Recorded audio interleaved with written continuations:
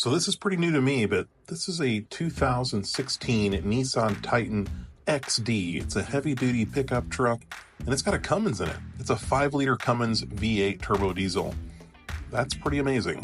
And with it being a Platinum Reserve, it's got tons of great equipment. Look at the stitching on the seats. That quilting is so nice. This thing is really loaded out. Lots of luxury here in a truck, for sure. And you're not reading that wrong. That's just 35,000 miles since brand new. Incredible.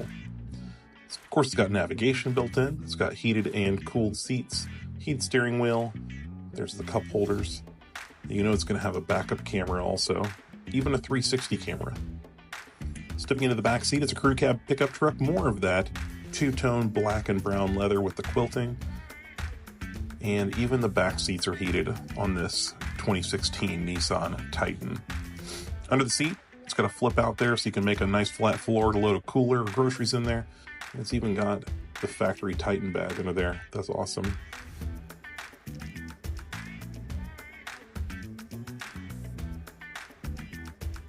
Out back, spray-in bed liner. It's very nice. Got the track system too to help tie things down. Come check this thing out, Next Level in Hillsboro.